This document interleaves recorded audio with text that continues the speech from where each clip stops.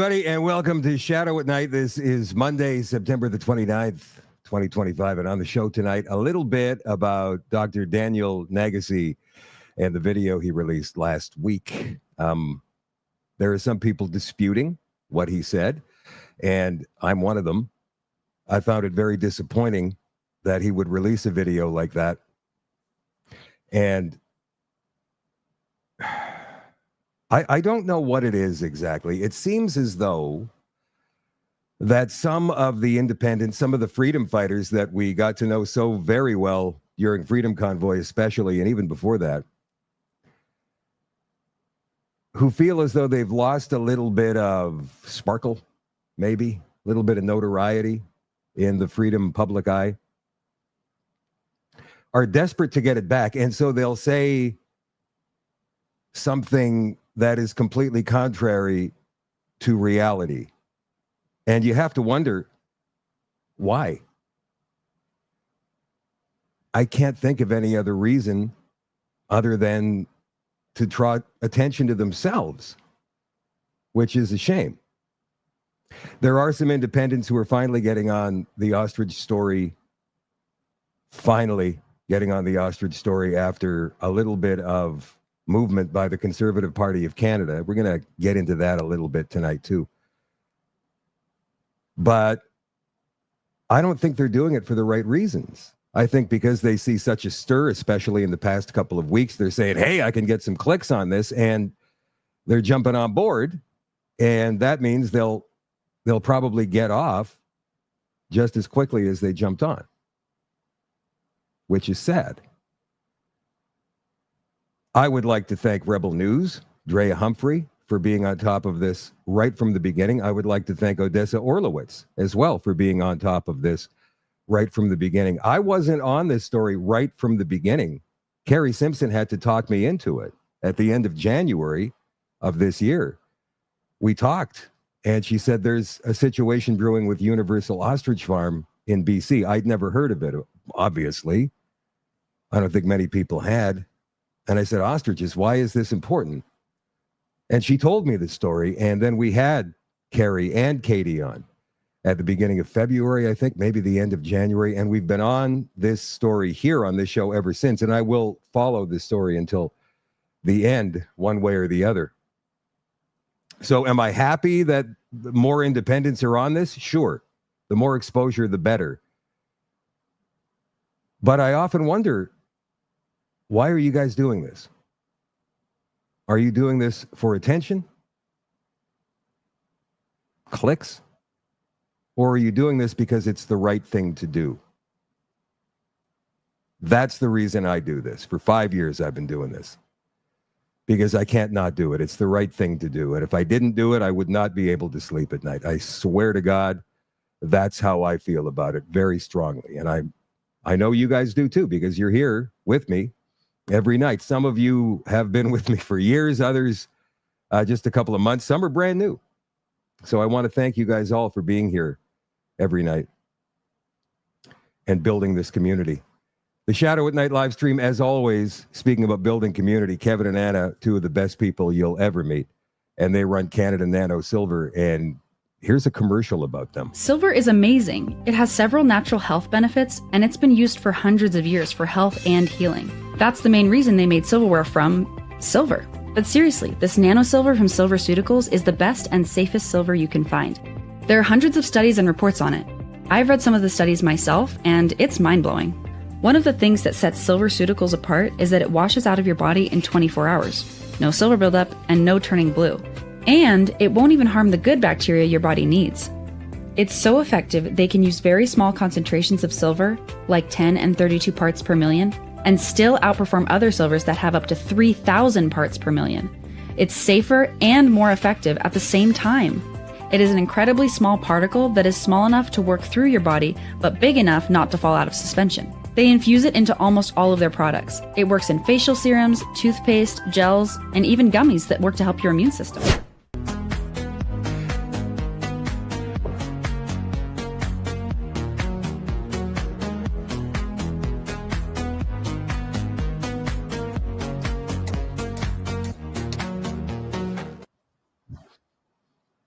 Canada Nano Silver, 204-808-9292. Or you can find them online. All the information is there.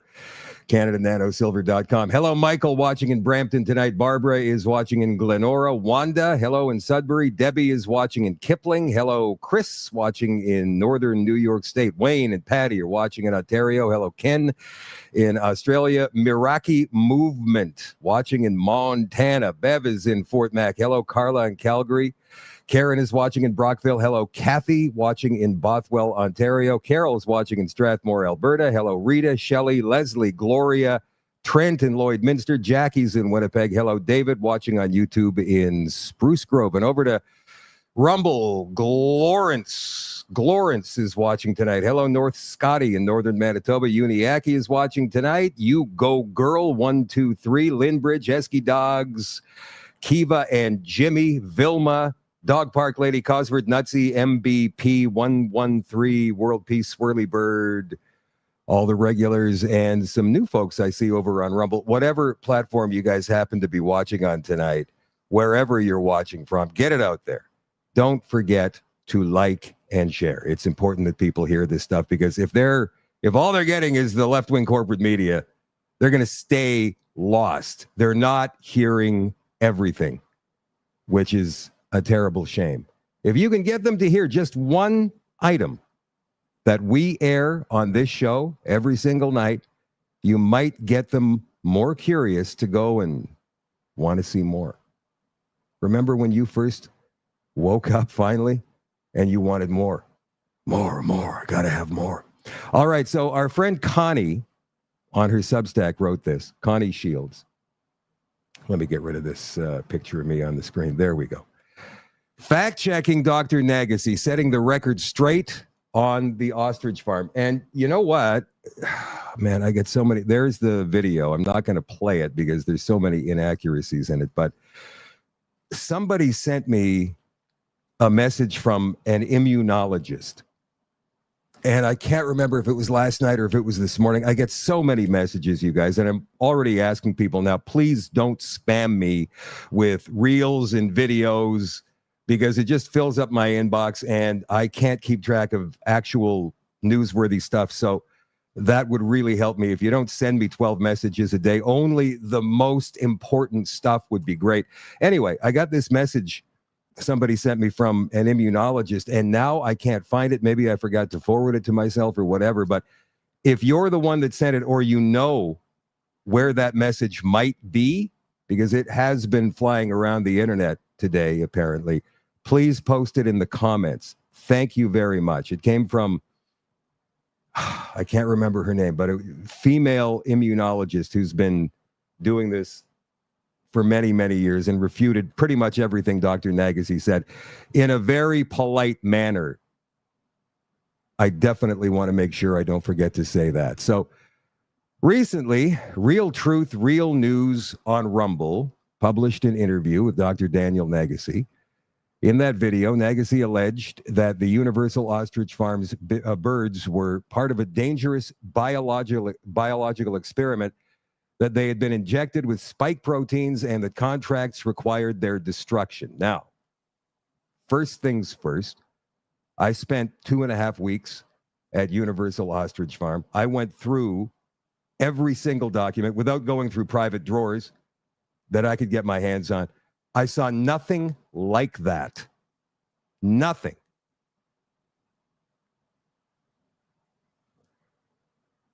So Connie says, I attempted to correct these misconceptions directly in the comment section.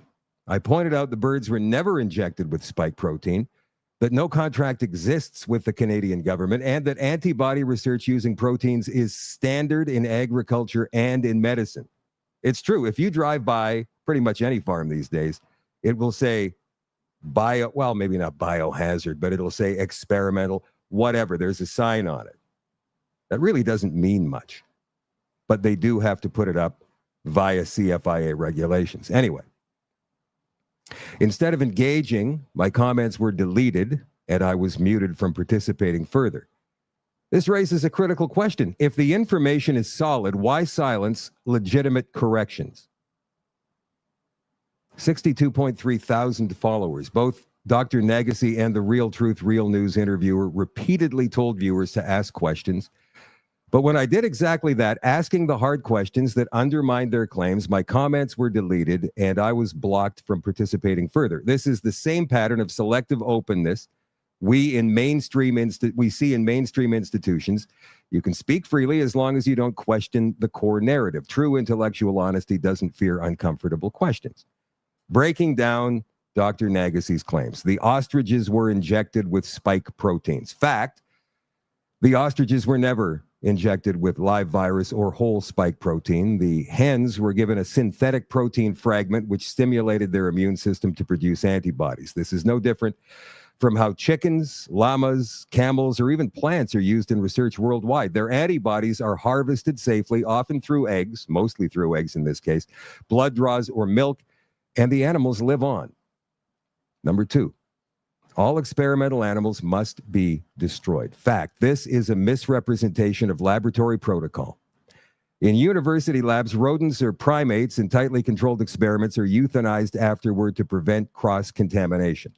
But commercial and agriculture antibody production does not follow that model. Chickens used for IgY antibody harvesting are not culled after immunization. Applying a rodent lab standard to an ostrich farm is, to say the least, misleading.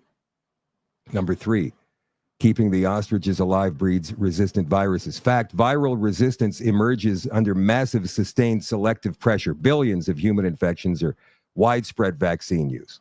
A small flock of ostriches in BC does not create a virus factory. There's no evidence anywhere in scientific literature of an antibody-harvested flock producing resistant viruses. Number 4, the farmers had secret contracts with Canada or Japan. No such contracts have ever been produced. In fact, during legal proceedings, the CFIA admitted that only 2 ostrich carcasses were PCR tested, no necropsies were performed, and further testing was denied. Still being denied. Should be a t-shirt. Test the ostriches. If there were truly binding international contracts requiring a cull at the end of experimentation, where's the proof? Speculation is not evidence. Body language speaks too. Now, this is where we get into personal opinion by Connie here. And by the way, again, Connie, you know what? This is a fantastic article. Thank you for sharing this with me. I really appreciate that. Connie says, I'm no expert, but I'm pretty good at poker. And as such, I pay close attention to body language, as do I. After watching this on Friday initially, I immediately thought, he's looking left a lot. And then he's looking right a lot. His eyes are darting around. What does that tell you? Either he's on something, which I doubt, or there's a lot of lying going on, or half-truths at best, which, again, brings me to the question of why. And he said it's a psyop. Does the man understand what a psyop is? What Universal Ostrich Farm has done in the last 9 months is wake up a hell of a lot more people in this country who were sound asleep 9 months ago, 2 months ago, last week. Based on numerous things, not just the fact that they want to kill the ostriches. There's government overreach, there's land use, there's food security. There's all kinds of things involved in this case, and that's why I found it so important back in February. Dr. Nagase's posture during the interview sent a message. He delivered sweeping accusations while stretched out on a full-length lawn chair, legs extended in front of him. That body language projected arrogance and dominance rather than humility or openness. For me, and this is Connie Shields again, go to her Substack, unlockalberta.substack.com. For me, the visual impression matched his actions, dismissive of questions, unwilling to engage, and more interested in lecturing than listening. Why silencing matters. By deleting comments and muting dissent, the interviewer seems to be protecting Dr. Nagase, helping to avoid accountability and prevent his audience from seeing a factual correction. That's the opposite of the freedom and transparency both the interviewer and Nagase claim to champion. Censorship, whether from government, media, or within our own movements, only serves to protect fragile narratives. If the goal is truth, then truth must be tested against scrutiny. In the bigger picture, this is not about personalities. It's about facts and integrity. If ostriches represent a breakthrough in antibody research, then silencing debate only serves those who want these birds destroyed. If the freedom movement is serious about exposing lies, then it must also be willing to confront misinformation within its own circles. We cannot defeat censorship with more censorship, a call for intellectual honesty. The ostrich case deserves real scrutiny, not fear-based speculation. Science, farming, freedom movements should be built on facts, evidence, and open debate, not silencing those who ask hard questions, because the truth does not fear questions. Dr. Nagase speaks as though he's an expert in laboratory immunology and agricultural biosafety, tossing around terms like protocol, spike protein antibodies, and experimental biology. But let's be clear, he's an emergency room physician, not a virologist, immunologist, or veterinary scientist. His background does not give him authority on ostrich antibody production, commercial farming standards, or CFIA policy. By borrowing lab jargon and applying rodent laboratory rules to ostriches, he gives the impression of expertise where none exists. There's nothing wrong with asking questions or raising concerns, but presenting speculation as settled science is misleading. Farmers, veterinarians, and immunologists with direct experience in avian antibody production know the realities far better than someone commenting from a lounge chair. In other words, stay in your lane, doctor.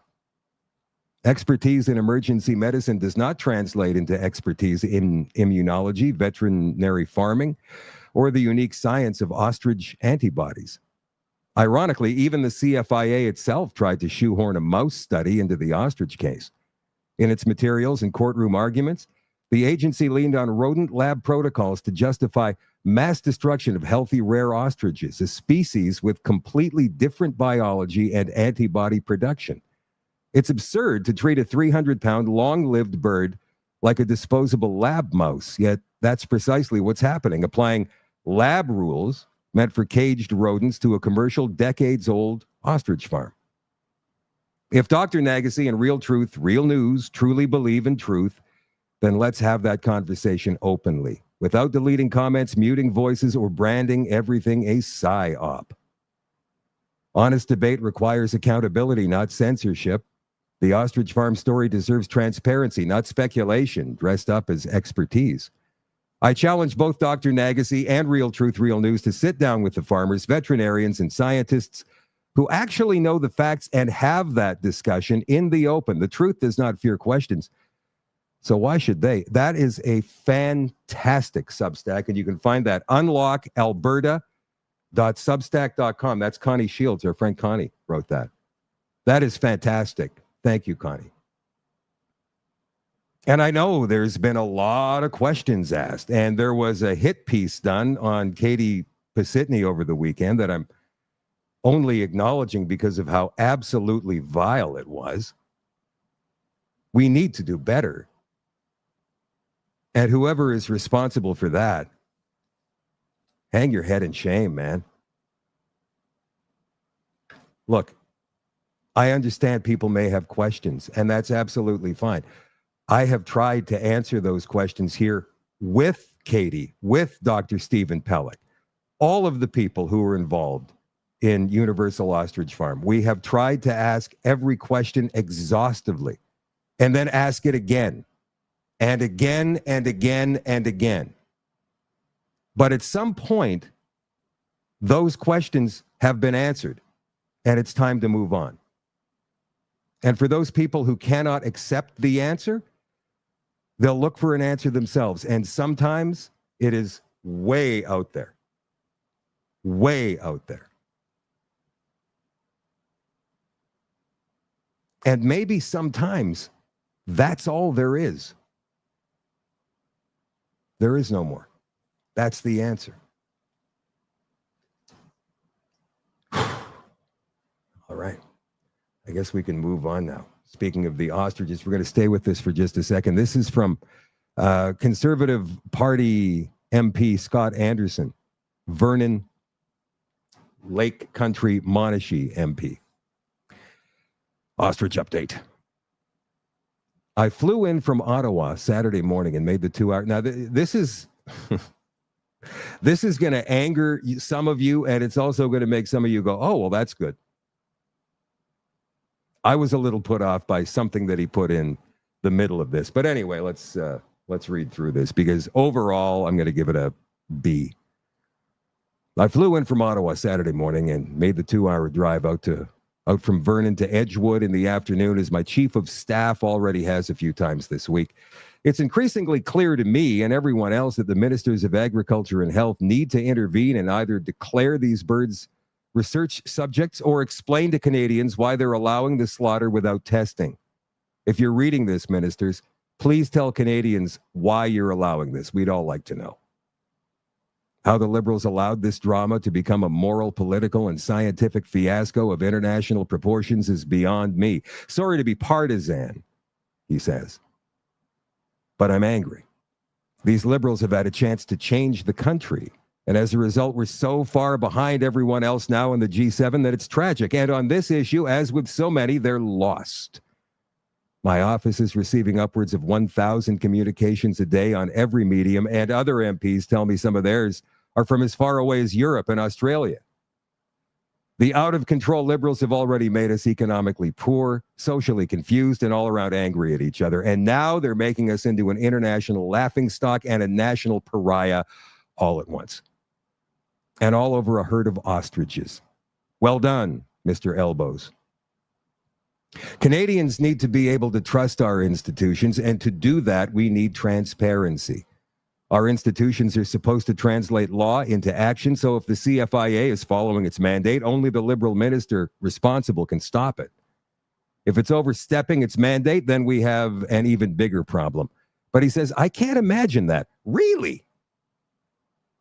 Really? With all of the institutional overreach in the past 5 years, Mr. Anderson can't imagine that? Strike one, Scott. If the slaughter goes ahead, it's because the Liberal ministers allowed it. If they allow it, they should tell Canadians why they allowed it and not mumble some polysyllabic Latin cliche ending in the well-known English word safety. The ministers should tell Canadians clearly and emphatically why the ostriches have to die, because whoever is supposed to tell Canadians what's going on is on vacation. The Canadian Food Inspection Agency is operating what appears to be a completely unnecessary communications nightmare in Edgewood, and the Liberals are letting it. Together, they've managed to oh, you see, now this is the part where you might go. But then again, I mean, this guy here, Scott Anderson, this is his Twitter. He hasn't posted anything on this. It doesn't look like in 5 or 6 years. There's a picture of him sitting with, well, Jason Kenney, the fake conservative former premier of Alberta.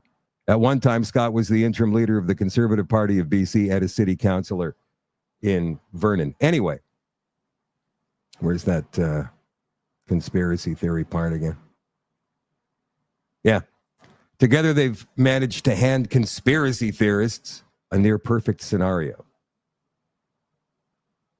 You know, I find it funny that they're still using that expression, because it is a near-perfect scenario. And how could it be a conspiracy theory if that scenario has been set up by the government themselves and one of their agencies?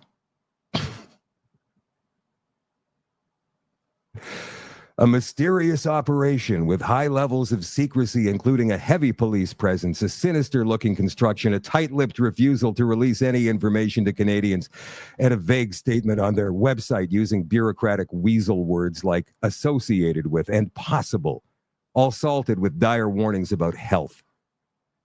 The camera feeds to the house have been cut, and the cameras covered over. Drones periodically buzz overhead as robotic surveillance. On the way back to Vernon, we passed 14 police vehicles, both logoed and ghost, in convoy on the way to the farm, presumably for a shift change. Far away from the front gate of the farm and a field in the middle distance, but visible from the highway, a fenced compound has been erected, covered in black tarping and surrounded by another fence. And he calls us conspiracy theorists. On two sides, ramparts of stacked bales of straw or hay stand inside the fence. A rumor is that atop them, the CFIA will stand and shoot down into the ostriches, but I have no confirmation of that, and many rumors are flying. The small crowd on the highway thinks it's the killing chamber, too. Police observation posts are set up every few hundred yards around the perimeter and about 100 meters outside the enclosure walls. It sounds like the set of a sci-fi movie about Area 51 in the U.S., except this is actually happening in Edgewood, a small town on the other side of the Monashee Mountains along the evergreen wooded Arrow Lake system in my riding of Vernon Lake Country, Monashee. Videos are circulating that show CFIA personnel wandering around the ostriches with no personal protective equipment, and none of the police are wearing PPE either. After being asked about it, the CFIA kitted up in hazmat suits, but floating around on social media are comic operatic videos showing things like CFIA workers in hazmat suits being driven around by RCMP officers in pickup trucks with no PPE and the windows rolled down. How can this make sense to rational Canadians? Wait a minute, I thought we were conspiracy theorists, Scott. Is there a danger to humans or not? Are they putting police officers' lives in danger, or is the CFIA putting on a show to cover their collective butts? You see, this is where the conservatives have got a problem. On the one hand, they think we're conspiracy theorists, but then they float the same theories that we have been floating for the past, 9 months? There's a disconnect there. It's time to embrace it, you guys. We're going to get more into that as the show goes on. The night before I visited, there was a fire in the bales that was reported as having started under suspicious circumstances. 3 hours later, there was another fire in the bales. Sunday morning, a third fire broke out. The idea that someone could sneak in and start a fire and then sneak out undetected in broad daylight under the noses of police pickets is utterly fantastic. Nearby farmers say that the CFIA had piled the bales wrong and that given the moisture content and condition of the hay and weather, it wasn't surprising the hay combusted 3 times. I don't believe the second or third fires were reported as being suspicious by the RCMP. In an effort to dispel rumors and weird theories and try to ensure calm in the crowd at the gate, my chief of staff visited the farm and asked the police if she could speak to someone from the CFIA to get a quick briefing.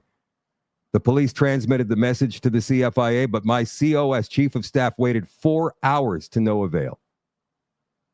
I went personally on Saturday and waited around for an hour after asking to speak with someone from CFIA, but no one showed.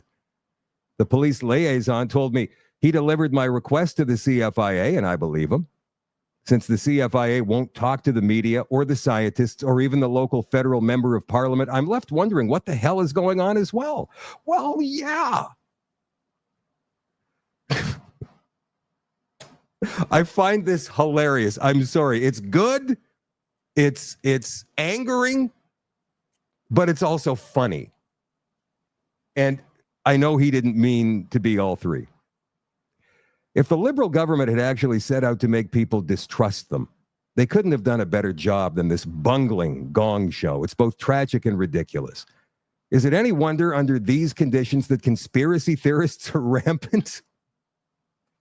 Again, dude, I mean, you've seen it for yourself, and yet you still roll out the old conspiracy theorist moniker. That is hilarious. They claim all sorts of things, from 2 high-cycle PCR tests on dead birds back in January. And that's no conspiracy theory. That's reality. So how dare he say...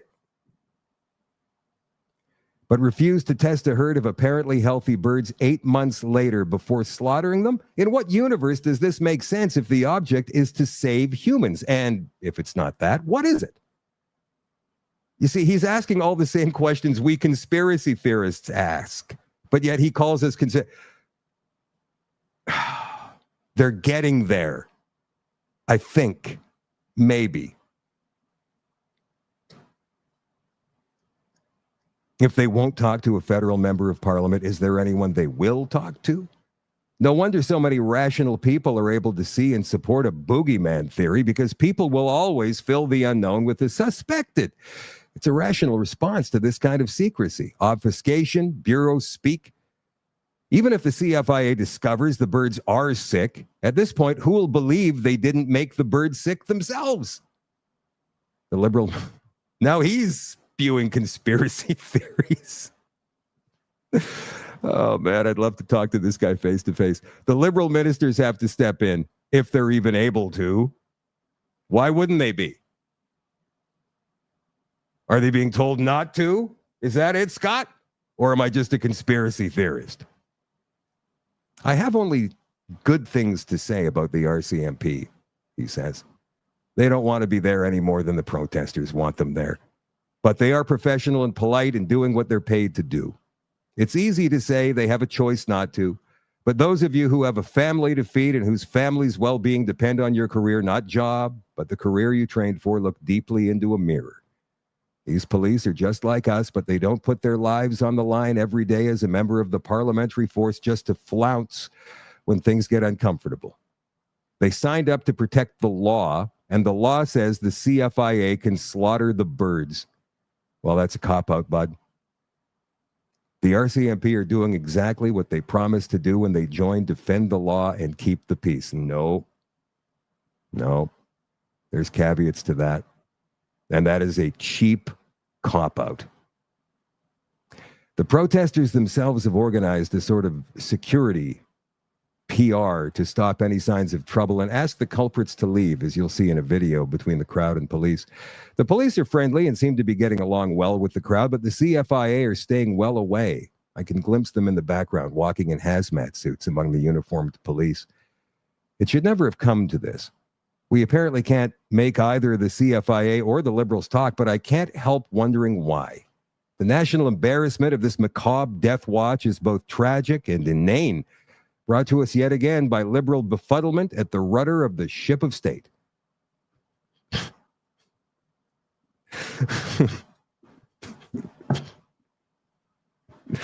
Please, ministers, answer 4 questions. Do these birds pose a threat to human life?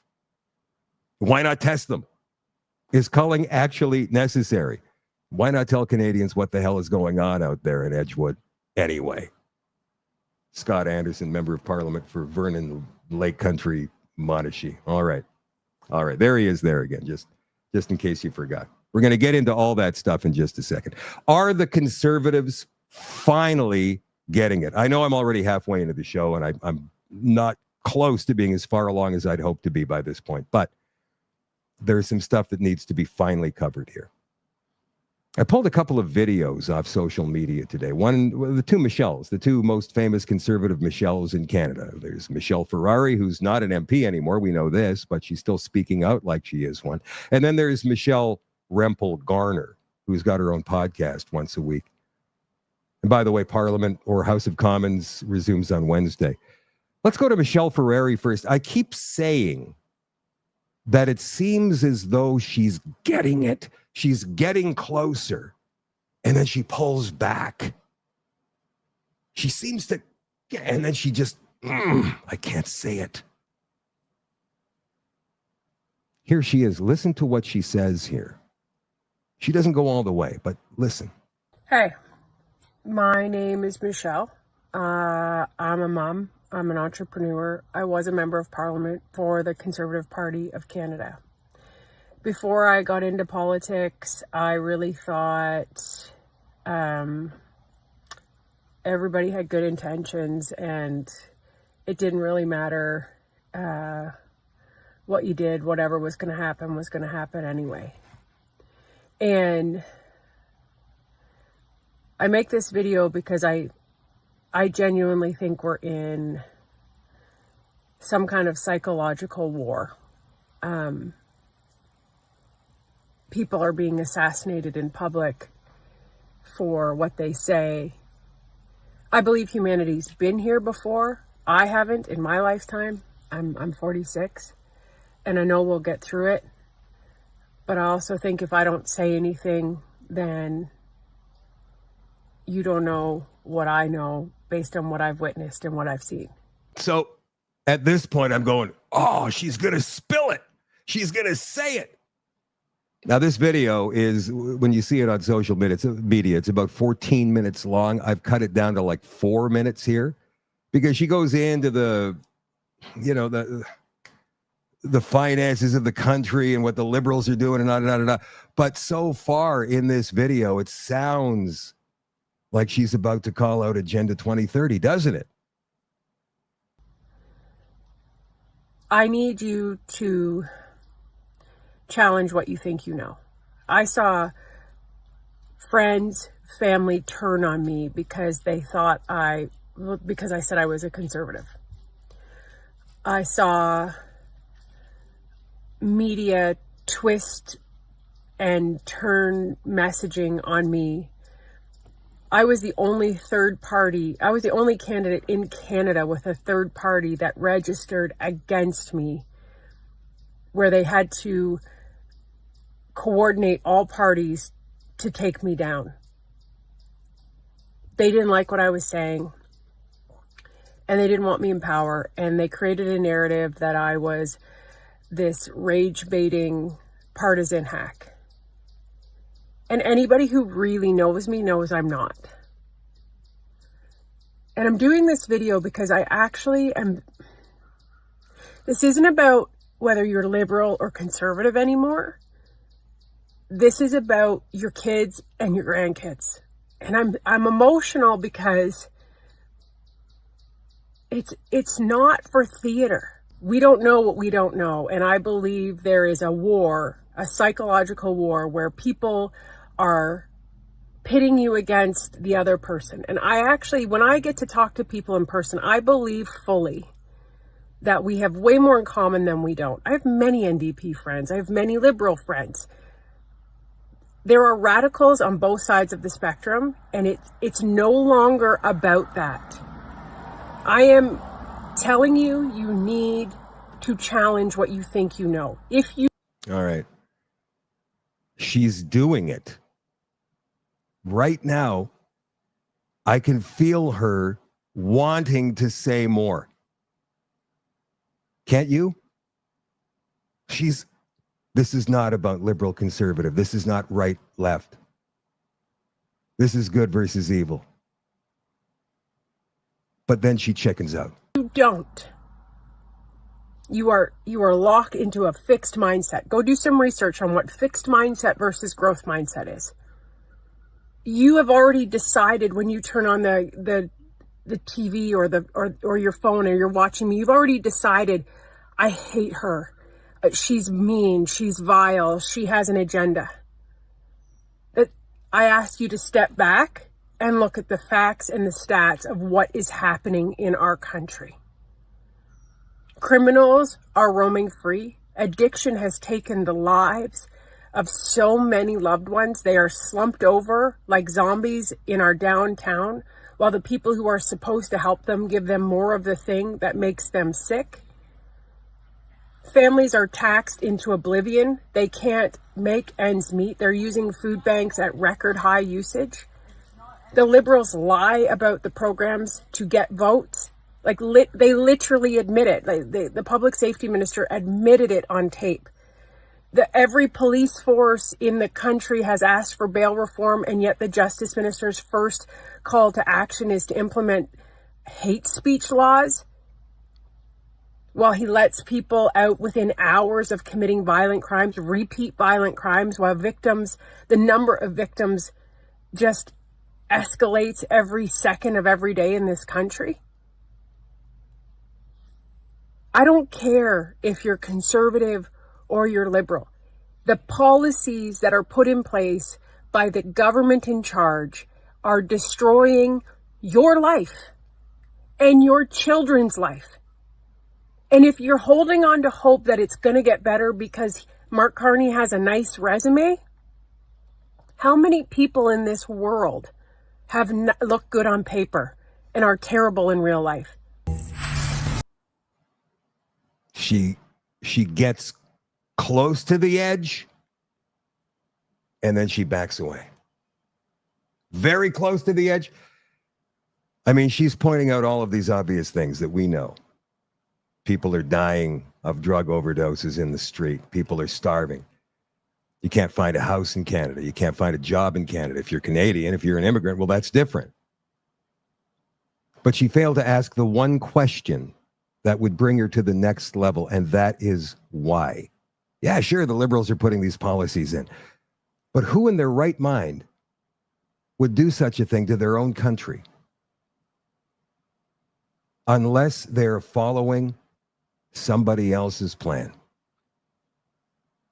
Somebody who has nothing to do with Canada at all. She didn't ask. They're getting closer. I feel like they're getting closer. They're going to have to at some point. Because it's life and death for Canada right now if they don't.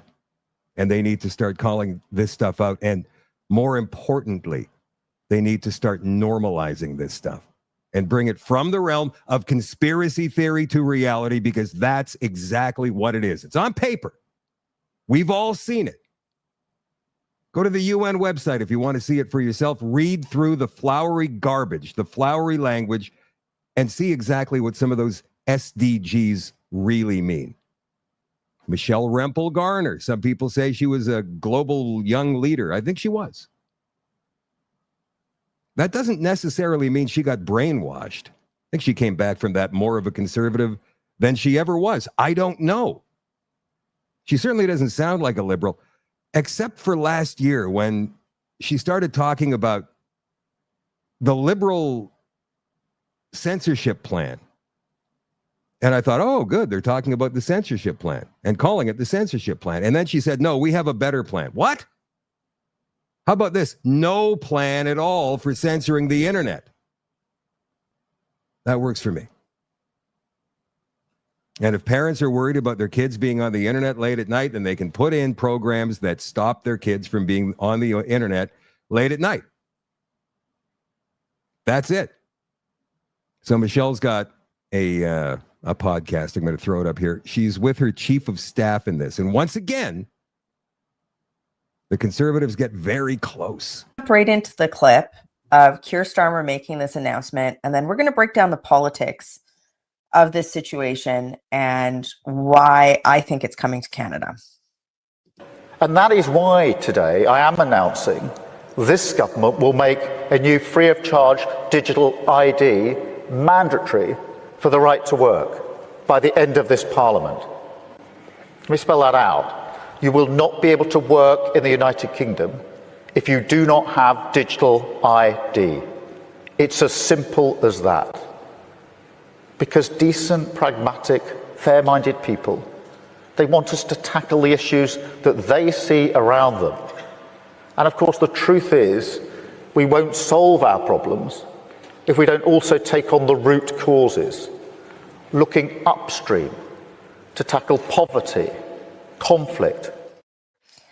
That is a single-handed, like there's been a lot of crazy things that I've heard a world leader say before, but this is particularly crazy. And it's because, like, let's call the guy with her, by the way, is her chief of staff. His name is Sean Schnell. He's been a political strategist for years. what's happening out here. The UK let uncontrolled mass migration happen in their country for years. They have a huge problem in a wide variety of areas, but particularly in, I guess, undocumented labor taking jobs in the UK. I think it is outrageous for a number of reasons. And I appreciate that you said off the top that Conservatives just firmly oppose the implementation of digital ID, and that's important to say over and over again as a part of this conversation. And then you get into the whys of it, and people might be asking why are we, like, in Canada talking about this issue. And I think it's important. I think it's important, especially in light of Carney's connection to the UK and his admiration for the politics that has gone on there. And so it raises questions about what his position and policies are on these sorts of issues going forward. So I think it's absolutely fair and important to talk about. But it's like you said, I think it's a warning to us in Canada to know what other democracies around the world are trying to impose. Now, so I want to get in on it for a second. Yeah, go ahead. There's one key part of his speech there that I think we need to hone in on, which is he says, well, we need to address the root cause of this issue. And he's talking about, once again, will make a new free of charge digital. She's dithering. They acknowledge the digital ID is a massive problem and they think it's coming to Canada, but well, he said root causes, and call him what he is. Call him a globalist, call him a Marxist, because you're going to have to eventually answer these questions.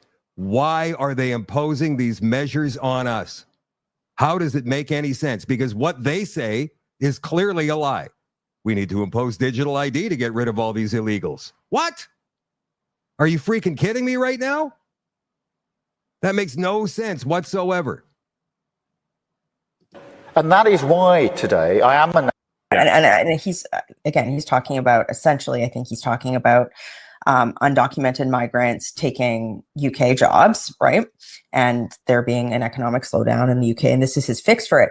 Well, the root cause of what he's talking about is immigration levels that don't meet the UK's capacity to allow people who are coming to the country to find jobs, have housing, and access social services like healthcare at the same time that citizens of the UK are having the same problems. And that's the same problem that we're having here in Canada, is that the Liberals, again, like you said, Mark Carney's a big fan of the Labour Party in the UK. I think he's been to the UK, I'm saying this kind of tongue in cheek, more than he's been in the House of Commons, right?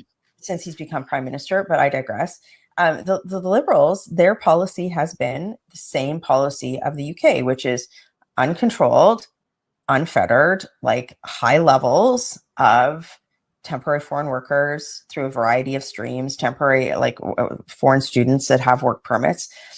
And the fact that rather than them saying like doing the hard work of being like, there needs to be very big and probably unpopular in some quarters reforms to the immigration system in the UK, they're now trying to say that, well, in order to restore order, ostensibly citizens of the UK have to give up civil liberties, which is the same trade-off that the Liberals in Canada try to impose on Canadians, right? Yeah, where have we heard that before?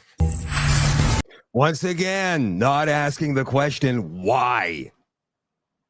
How is it so many of these Western countries, and that included the US, by the way, when Joe Biden was president, have open borders policies? Why does Canada have the same policies the UK and the United States did, and pretty much all of Western Europe and Australia? Why? Why don't they ask these questions? Are they scared of the answer, the real one actually coming out?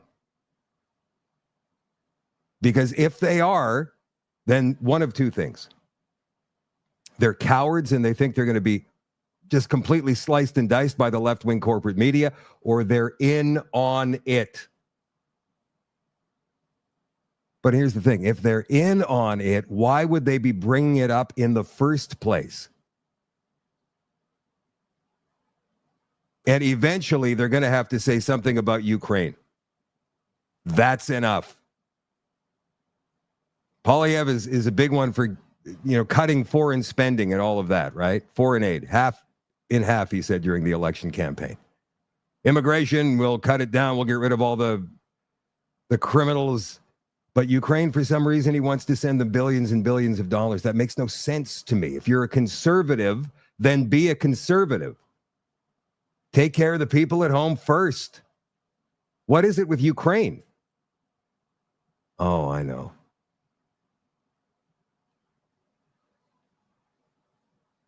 Last week, remember I said that Mark Carney was going to the UK? And his reason was that he was going to strike new trade agreements with Keir Starmer and all of the leaders of the EU, which he didn't do. He came back empty-handed this week, by the way.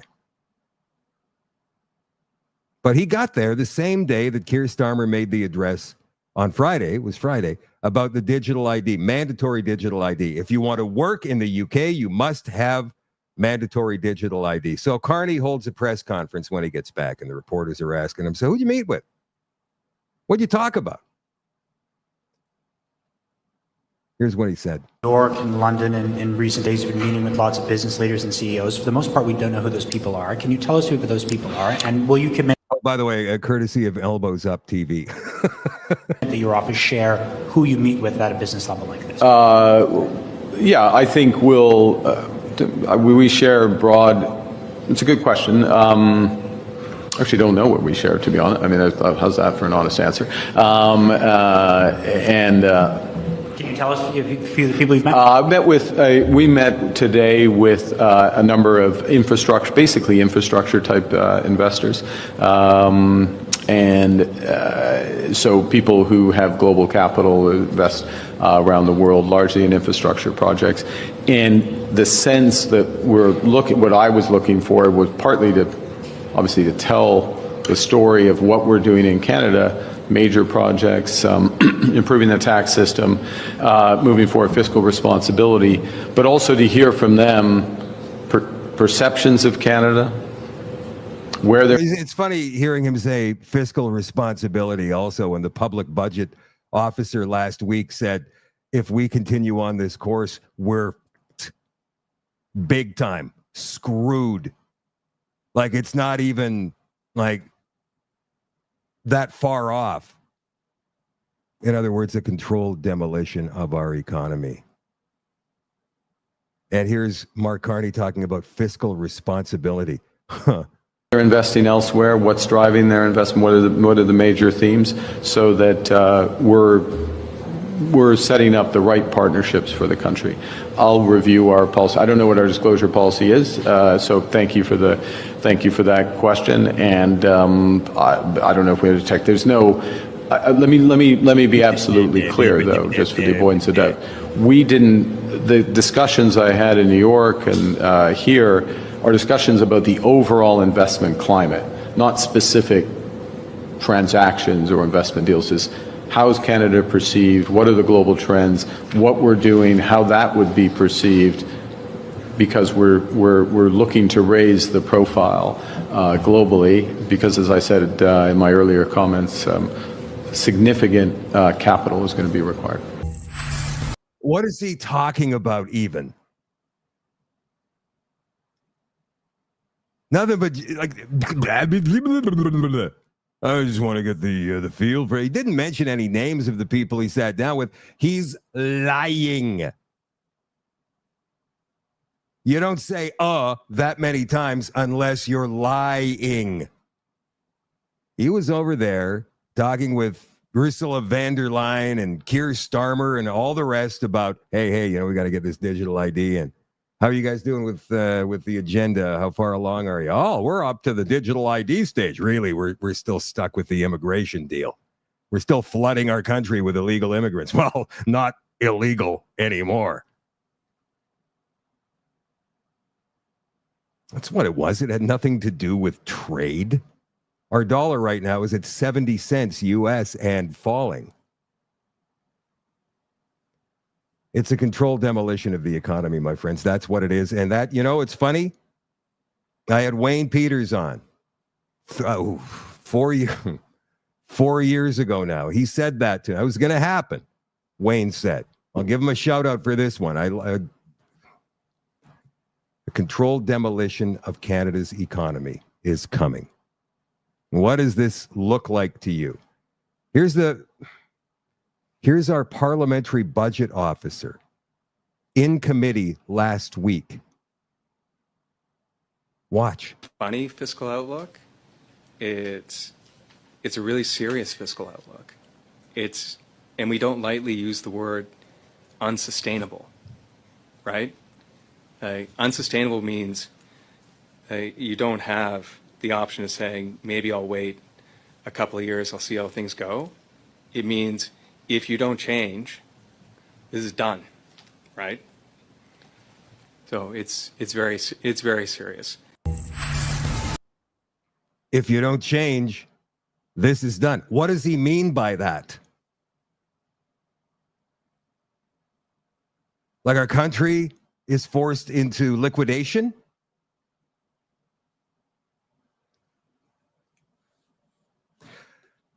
I was watching an interesting documentary very early this morning. I woke up very early for some stupid reason, and it was about Russia and how much they're sitting on in terms of resources, rare earth, oil and gas, forestry, agriculture, that kind of thing. $70 trillion. $70 trillion. And you would have to think that Canada is got to be right up there at that number. If not, we've got half. If we have, let's just say we have 35 trillion US dollars worth of resources under our feet in this country, and we are taxed out the wazoo, and our country is about to go bankrupt. That has to be intentional. It's amazing to me. So we need the Conservatives to go back to who they were when Pierre Poilievre first won the leadership. Remember this? This is Poilievre campaigning with Jamil Javani in, I think it was Oshawa, during a by-election about a year and a half ago. Listen closely to what he says here. Started putting this country down, and he's going to put it and finally put the nail in the coffin. Not if we can help it. His dad started it a long time ago. Well, they're both Marxists. No! What did he say? You remember this? And then, of course, Global goes on and says, no, he's not a Marxist. Justin Trudeau's not a Marxist. And they brought some sociology and economy experts on from some university. Oh, no. Just because his economic policies are more communist and socialist, that doesn't mean he's a Marxist. It's more of a pejorative that Poilievre is using here. I don't think so. He's calling a spade a spade. Let's watch it again. He's going to put it and finally put the nail in the coffin. Not if we can help it. His dad started it a long time ago. Well, they're both Marxists. Well, they're both Marxists. And so is Mark Carney. Worse than Justin Trudeau. Like Justin Trudeau, like everything else in his life, was just pretending to be a prime minister. He was playing a role. That's all he was doing. Didn't do a very good job of it. And so, of course, because he was only playing a role, he was only reading the words on the page and not quite understanding them. Therefore, he couldn't do the job that they hired him to do. Mark Carney is not an idiot, my friends. He's not. He's doing what he was hired to do, and that is destroy our country. And the Conservative Party seems to be inching closer to calling him out on it, finally. But I don't know if they will. The ostrich thing is a great example. So we've had the local MP talk about it. We've had an MP, a backbench MP, mention it in question period in the House of Commons last week. Then we had it in an Andrew Scheer Carney screw-ups of the week. But Poilievre still has yet to speak out on the ostrich situation. Let's get back to the digital ID for a second. Here is a representative from Keir Starmer's Labour government on the BBC, which is the UK's equivalent of the CBC here in Canada. So this is not GB News. This is the BBC. Listen to this woman squirm about digital ID. UK citizens will have to have one. Well, the plan is that we're going to roll this out by the end of No, Parliament. my question is, what if I don't? What if I've got my job, so I don't need to show this to anyone. So what if I just don't do it? So if you don't have one, then you'll have a problem if you want to get a new job. No, I'm saying I'm not doing this. I'm not seeking a job. So why should I get the digital ID card? Why do I do it? Well, is there some fine for not doing it? Is there an incentive to do it? I'm just thinking I've got no reason to do it. Yeah, look, this isn't a heavy-handed approach. We're not planning to go around finding people. But what we are going to do is make sure that everybody's got one. In the same way, Charlie, as you've got a national insurance number, if you're a citizen of this country, we'll make sure that everybody has a digital ID. So help me with this. I know we're plotting through this, but so everyone watching who's got a job has got a national insurance number. So when these digital ID cards exist, if I just go to my employer and show them my national insurance number, is that not sufficient? Are they being precluded from employing me? It won't be sufficient. I just want to be really clear about that. So they can't employ people unless they've seen one of these a digital ID. cards. Yes, that's right. That is the plan. And the major benefit of that to the entirety of the UK is that we will therefore be able to disrupt the illegal market where people come to this country and work illegally and undercut British workers who could otherwise get those jobs. Well, national jobs. insurance number would have the same effect, because if you're illegal, you can have one of those. Well, Yeah. You see her stumbling and struggling and bumbling. Well, you know, it's not a heavy-handed approach. Of course it's heavy-handed. You're telling me I can't work unless I've got a digital ID. Now, there was a protest in Liverpool over the weekend. I'm sorry about that gesture I just made. I wasn't making it towards you. I was making it towards the globalists, the Marxists, you know, the people that want to enslave us. Anyway. It would not surprise me if Michelle Rempel-Garner is right and Mark Carney eventually plans to roll this out in Canada. And when I say eventually, I'm not talking that far down the road, because they've already got their new hate speech bill lined up and ready to go. That's going to be a censorship bill, and it's worse than the last one. I think I've got Mario for the North doing a thing on that. Let me see if I can find that video. Mario of the North? For the North? There he is. Okay, so yeah, he put together a real good one here. This is Mario talking about the liberal censorship bill. Are proposing a law where a minister can ban me from the internet, my internet service provider ban me from the internet, and neither of us be able to say anything about it. So Matt Strauss, who's a doctor and a physician and also a member of parliament, said that you need to be concerned about Bill C-8. It allows Melanie Joly to kick anyone off the internet with no trial and no warrant. Worse off, you won't be able to allow to say that you've even been kicked off. And this is the Emergencies Measures Act on steroids, only permanent and secret. Watch this. Minister's order, if there are reasonable grounds to believe that it is necessary to do so to secure the Canadian telecommunication system against any threat, including that of interference, manipulation, disruption, degradation, the minister may by order and after consultation with the Minister of Public Safety prohibit a telecommunications service provider from providing any service to any specified person, including telecommunications service provider. The order may also include a provision prohibiting the disclosure of its existence or some or all of its contents by any person.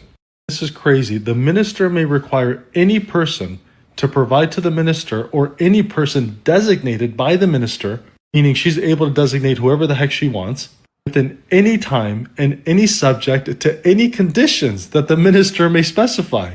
Any information that the minister believes on reasonable grounds is relevant for the purpose of making, amending, or revoking an order under Section 15. This is insane. We're not talking about the police. We're not talking about the RCMP. This is a minister that will have the sole power to kick you off the internet at their will, then ban you or anyone else from being able to speak on this. If the Conservatives did this, there would be an uproar all over the media, all over the world. They would call them a dictatorship. They would call them communists. They would say this is Nazi-like. They would throw every single word possible against them. But the Liberals are doing this, and now everyone's quiet. People have to speak up. I promise you, if this bill goes through, it's going to be ugly for everyone. And if I get kicked off, I'm going to break that ban. I'm telling you right now, yes, I don't care if it becomes law and I'm not supposed to talk about it. I will talk about it. I will let the world know that a totalitarian state, a communist state of the Liberal Party, is trying to silence its people at its discretion. Not the police, but the government. Ridiculous. Okay, Mario, I totally get that you'll talk about it, but let's be honest here, my friend. How? Are you going to stand in your front yard with a megaphone? You took my ass to the internet. Because I'll tell you right now, when they ban you, you won't be able to get on social media. through any account, anytime. And if you do manage to slip between the cracks, they'll find you within 24 to 48 hours. That's where we're going here. And digital ID has a lot to do with this. Let me bring this up on the screen here real fast. Have you guys ever heard about the DIACC? They're called the Digital ID and Authentication Council of Canada. And they say, today it's harder than ever to tell what's real and what's fake online. Scammers can quickly alter images, spread false information, making it difficult for people to know who to trust and when it's safe to share personal details. DIACC was created in 2012 after Finance Canada's Electronic Payments Task Force recognized the need for stronger digital security. We bring together businesses and governments to build trust in digital services, helping to protect privacy and security. We focus on the road ahead, making sure digital trust, blah, blah, blah, blah, blah. Our mission is to advance digital trust adoption through initiatives that inform and validate private sector services, enable privacy-protecting trusted exchanges between private and public sector authorities, and foster a robust digital ecosystem. Our vision is to enhance economic prosperity by promoting digital trust tools and services that verify information about individuals and organizations while protecting privacy. It's all about your safety, my friends. It always is. The DIACC is funded by its member organizations from the public and private sectors, which include provincial and federal governments, financial institutions, identity verification networks, and technology service providers. And they will impose or try to impose some kind of digital ID, mandatory. And I'm going to say within 18 to 24 months or sooner. I'm going to leave it there tonight, my friends. I love you all. I appreciate you all. I'll catch you tomorrow night, 8 o'clock Central, for another episode. We have John Carpe from the Justice Center for Constitutional Freedoms as our guest tomorrow night. And why not sign up to become a Shadow at Night all access member? You can become a Nighthawk. First of all, what you need to do is join the Telegram group, the Shadow at Night community on Telegram, so you can take part in the chat in the after hours part of the show. Tonight, we've got a great special featuring this guy right here, Mike Benz. I'm going to throw this up on the screen. Mike Benz, the Executive Director of Foundation for Freedom Online, a nonprofit watchdog dedicated to protecting digital liberties and restoring the free and open internet. He used to work with the CIA, and he knows their secrets. And in the extension tonight on shadowdavis.com, he's going to expose them. This is a two-part thing because it's a 2-hour episode. So we're going to run, part 1 tonight and part 2 tomorrow night. Hopefully you become a member and join us back there. I will catch you there in just a couple of minutes. And like I said, I'll catch the rest of you guys tomorrow night, 8 o'clock. Bye for now.